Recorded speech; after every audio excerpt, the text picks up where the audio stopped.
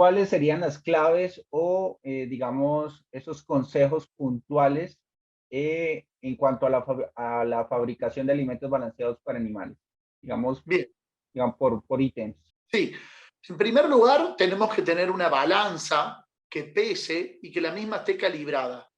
¿Por qué? Porque nosotros vamos a hacer un alimento que tiene que respetar lo que el médico veterinario o el profesional zootécnico nos ha definido. ¿Por qué?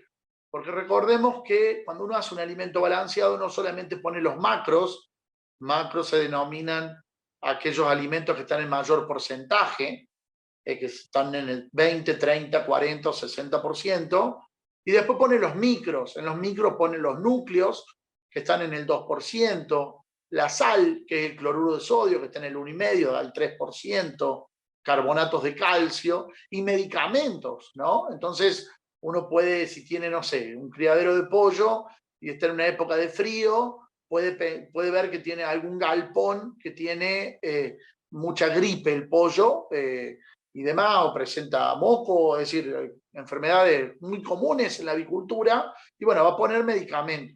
Si pone de menos, no va a hacer efecto; si pone de más, puede generar hasta incluso la muerte del animal. Por lo cual, en primer lugar, hay que tener equipos de pesado automáticos y que estén calibrados. Es una vez al año, en todos los países hay un ente que certifica y pesa.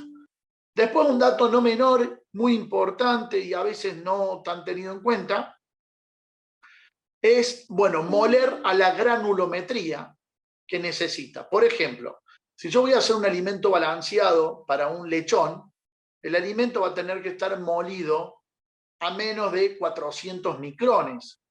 400 micrones es menos de 1 milímetro, la mitad, ¿no? 1 milímetro tiene 1000 micrones. ¿Eso qué hace?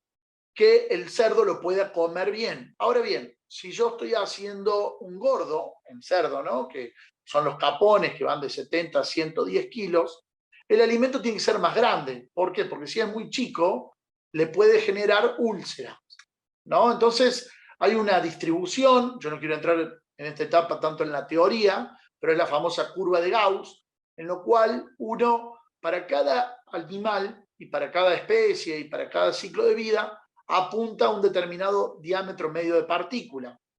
Por lo cual los molinos de martillo, que es el equipo que reduce el tamaño, tiene que tener la zaranda como va. Nos ha pasado en uno de los clientes que ahora estamos por cambiar de una tecnología de molienda, que solamente por la mejora de la conversión en 9 meses, una granja de cerdo muy grande, en 9 meses se recupera la plata de la inversión del nuevo molino, solamente por lograr una curva de distribución más esbelta, es decir, que no genere tanto grueso, que el animal no lo aprovecha y quedan las heces, y no genere tanto fino, que genera enfermedades de úlcera en el animal.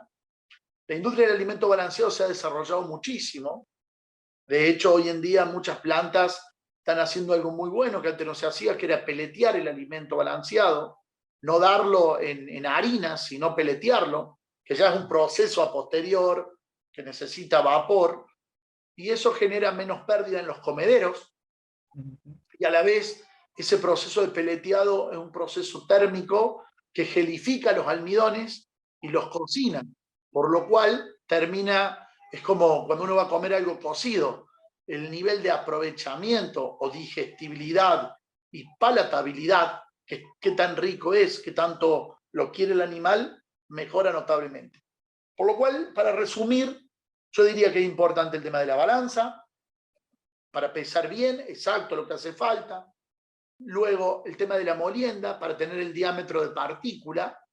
Y luego el peleteado, que es una corriente que cada vez avanza más, y en un futuro, a medida que aumenta el precio de los commodities y la energía no aumenta tanto, y las nuevas tendencias van demostrando que el alimento peleteado es significativo, además no se demezcla luego el alimento, son los 3 puntos más importantes.